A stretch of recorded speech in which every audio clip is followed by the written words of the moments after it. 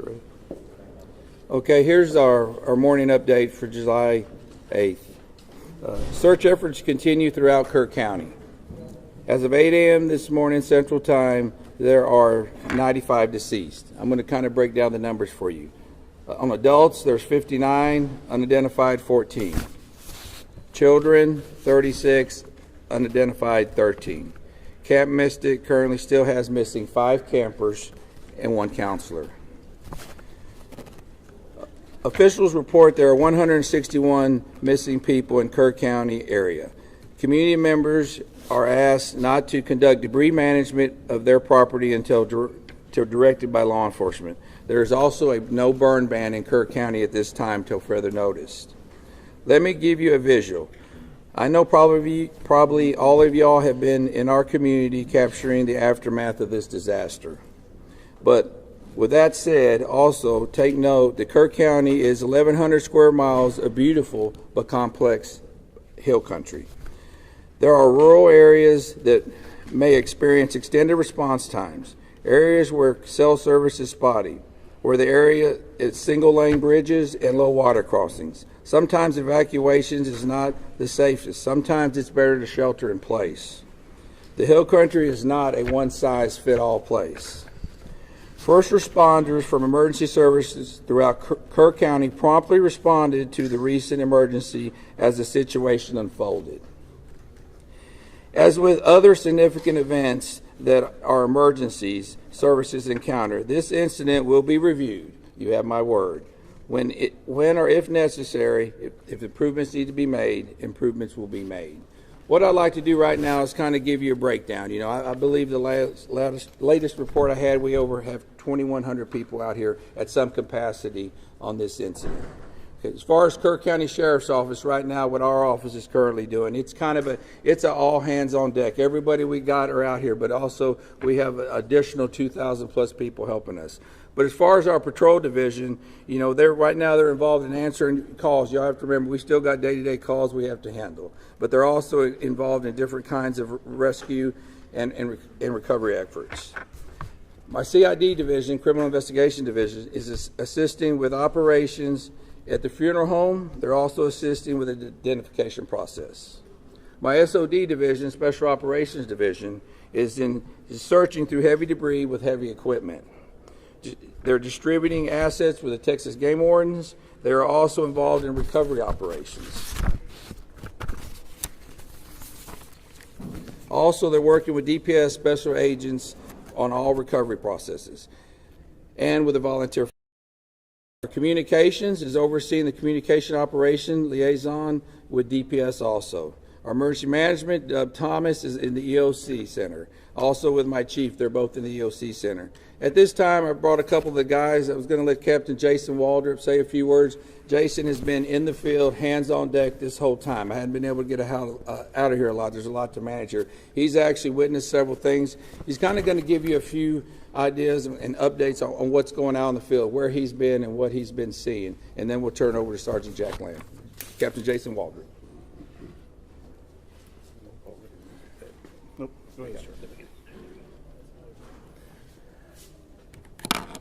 So the sheriff just wanted me to kind of give you all an update on some of the things that we as the sheriff department have been doing. One particular thing that we have done in order to help assist in locating the missing is we have coordinated a team with a local construction company, the Texas Department of Public Safety, some fire departments from within Kerr County, a fire department from Acuña, Mexico, and we are looking and searching the deeply impacted flood debris along the river. So these areas are where a lot of this debris is bottlenecked. So it's a lot of large trees, it's a lot of the vehicles, it's a lot of home structures have built up in these areas. So we are using very heavy equipment, excavators, skid loaders, to remove this material and do a deep impact search of where this is. So what we ask is, for those who are out there working, the local residents, the families of the missing, even some of the search teams, if you see these very large excavators working, please avoid these areas. We are trying to control these work sites. We have spotters on the ground, so as this material is being removed, we are looking for anything of a sign of a person that may be within this material. These operators have very limited vision with these large excavators, so please avoid these areas that they're working. We're still spotting areas up and down the river where we can take apart these materials and hopefully locate some more of the missing. So that's one main thing that we've been doing along the river to help this process. Sergeant Lamb. Thank you. Morning. Jonathan Lamb, the Kerrville Police Department. We want to remind folks that if you've reported a loved one missing and they've returned home safely or been found safely, it's vitally important that you let us know that that person is no longer among the missing. We need to keep an accurate count, as accurate as possible. So if you've reported somebody missing and they've been recovered safely, please let us know. Go to the website kerrvillemissing.dps.texas.gov or call 830-258-1111. And once again, kerrvillemissing.dps.texas.gov, 830-258-1111. We are actively working to ensure that we have an accurate count so that we know who to look for. And now I want to talk to the people here in this community, inside the city limits of Kerrville, people in Kerr County. A few things. We know that folks are beginning to clean up. And we have large debris piles.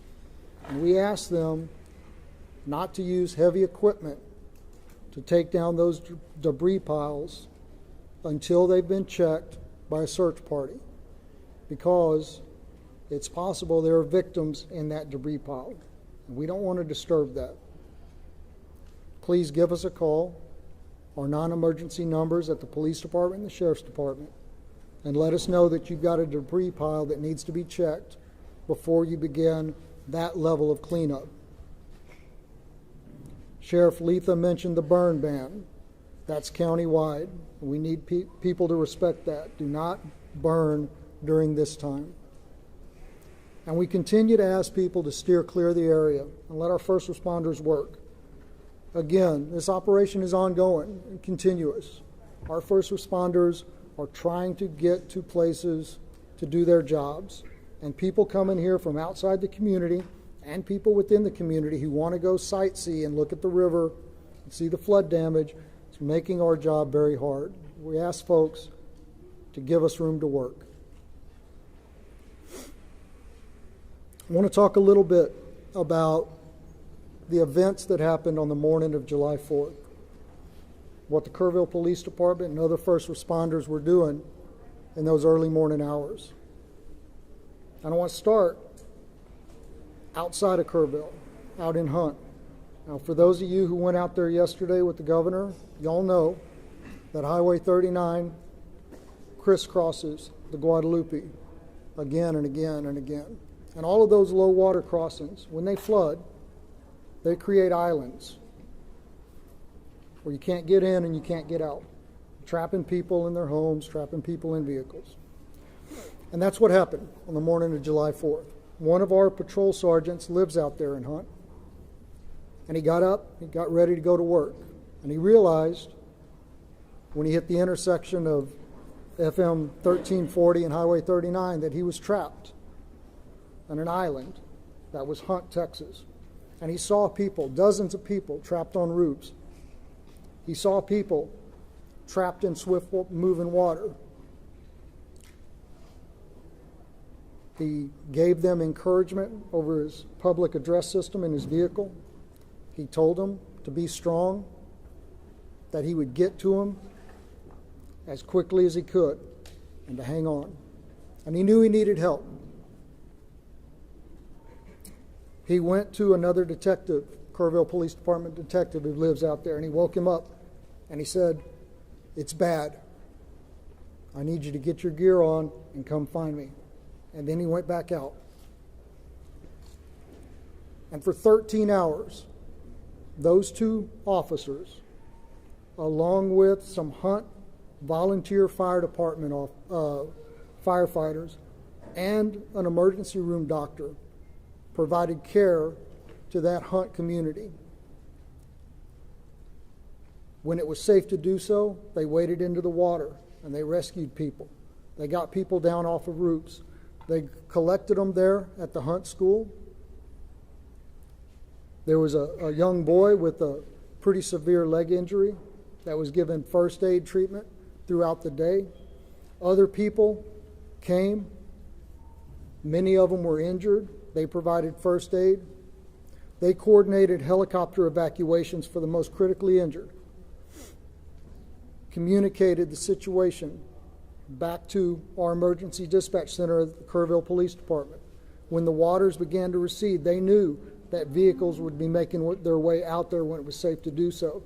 So they went back and forth clearing out debris to clear a path for those vehicles. They saw helicopters flying back and forth, making recoveries upriver, evacuating those summer camps.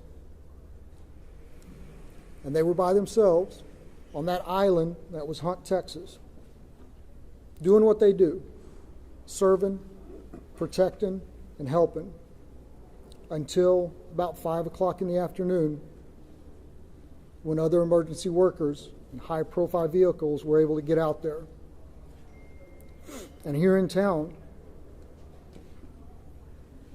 the early morning hours is still dark. Our officers realized that areas of town that traditionally don't flood were going to flood, and that low-lying areas close to the river were in danger. Our officers spent hours going back and forth. In that first hour, they evacuated over 100 homes and evacuated and rescued over 200 people. And to say that doesn't even come close to explaining the actions that took place. Door to door, waking people up, convincing them that yes, the floodwaters are coming and you need to leave now. They rescued people out of vehicles. They rescued people out of homes that were already flooding, pulling them out of windows. They entered water. There's a trailer park that flooded in minutes. One officer was there by himself, and he realized, I need help. He sounded his siren, driving up and down those streets that were beginning to flood, calling on his PA system for folks to wake up and evacuate.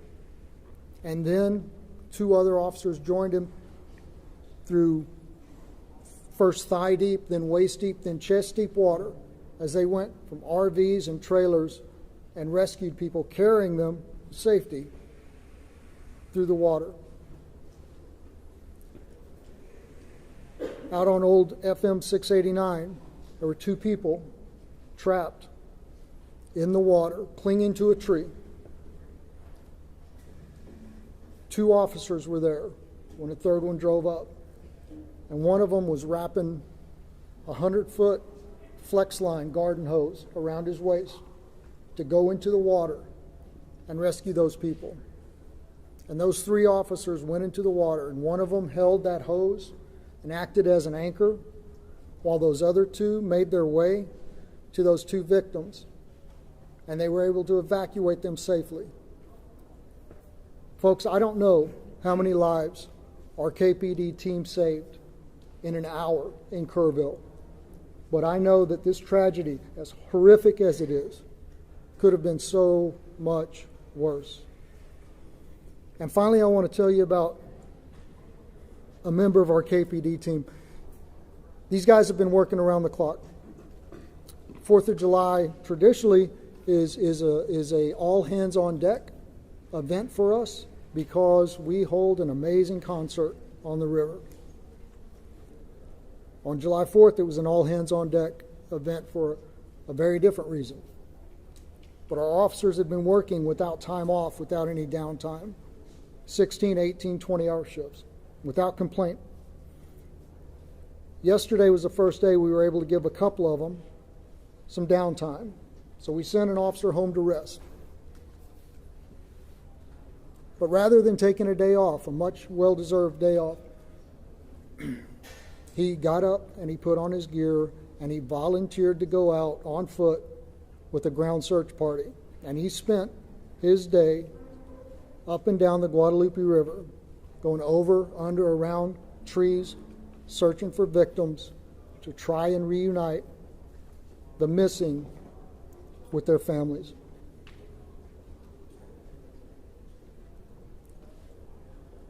I think that is Texans helping Texans in the greatest sense of the word.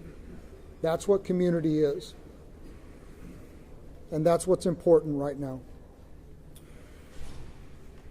I want to continue to thank y'all for helping us spread the messages that need to be spread. Before I open this up for a very few questions, just ask you to please, just ask you to please say your name and who you're with before we do that. Yes, sir, right here. Oh, I'm sorry. The mayor is supposed to speak now. I apologize. Mr. Mayor, I'm sorry. Good morning, everyone.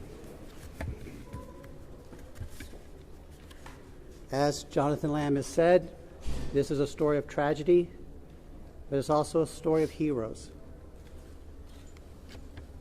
Captain Walter, thank you for all you've done. Every first responder, thank you for all you have done. The recent numbers reported break my heart. And they break the heart of everyone up here, everyone who's been working since July the 4th. I want you to know, I think it's important for the public to know, I think it's important for the families to know. In that emergency operations center, there's not little silos of departments and agencies. They're working as one team with one goal, to find the missing and bring them home. I'm grateful for every first responder, every helper in every field. Those who are feeding the hungry, those who are providing shelter to people who have no home, those who are providing clothing, who no longer have a wardrobe. I'm also grateful for the generosity of the world.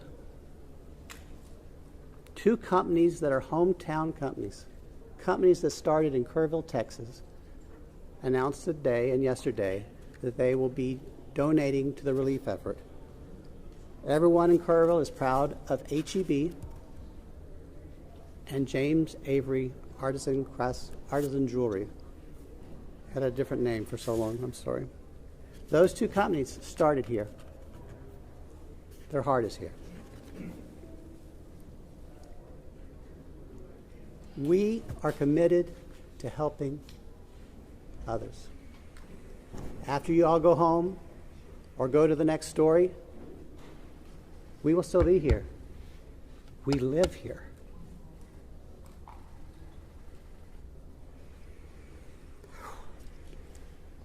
We've lost friends here.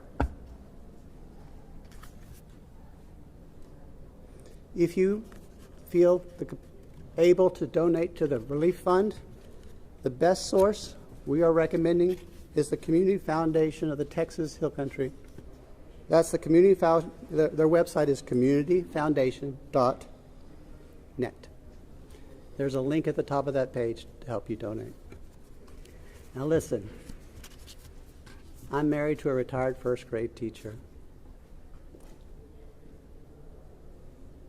And I learned a little bit about classroom management from her. If you yell questions at us, we're probably going to pick someone else to answer, okay? So if you feel the need to yell your questions, I will feel the need to not answer your question. In first grade, they raised their hands. That might be a good start. Yesterday was a disaster, and I was embarrassed. Our town was embarrassed. Your viewers were embarrassed.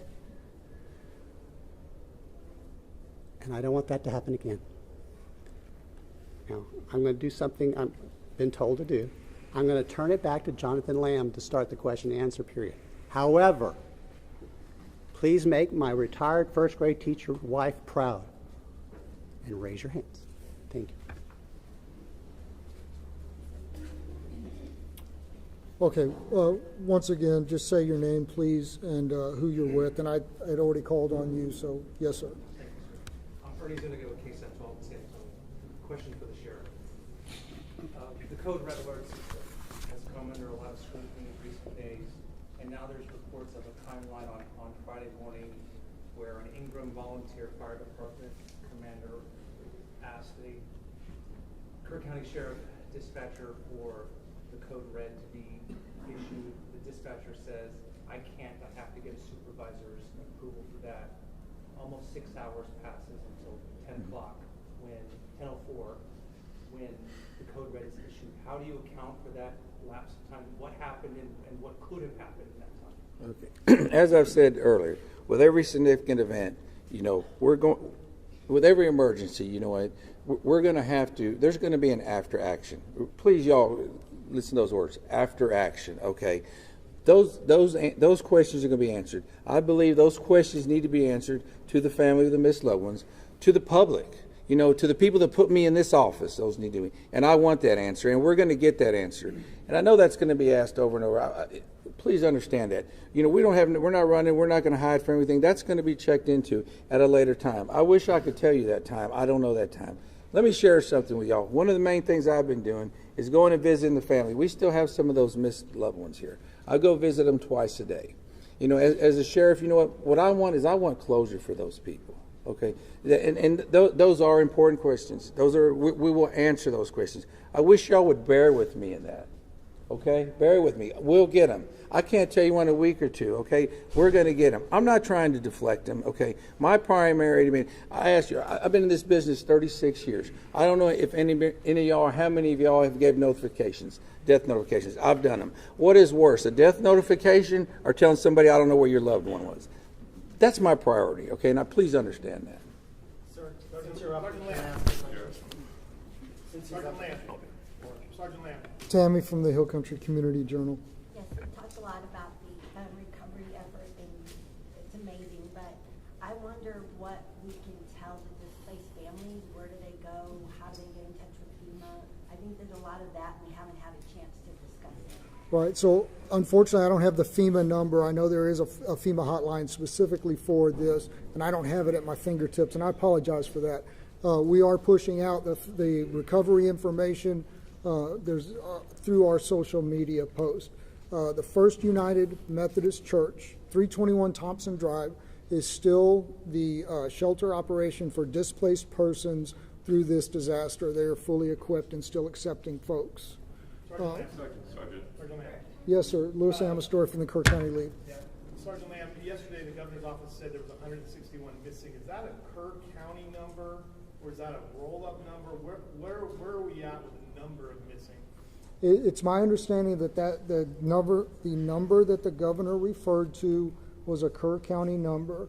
And again, I have no reason to doubt that number, and it was compiled from the best available information. But we are asking folks to make sure that the numbers that we have are accurate. So if somebody has been reported missing and they have now been accounted for, please let us know that so we can revise those numbers and make sure that they continue to be accurate. Yes, ma'am. Thank you. Thank you, Juanita with Telemundo NBC. Yesterday, Governor Abbott said that 2 days prior to the disaster, he had provided resources, and they were here on ground. I know this is a question for you or for the mayor, but he said you guys were prepared, that you had those essentials. What happened? Did you guys have those resources? Yeah, listen, I'm going to just say what has already been said.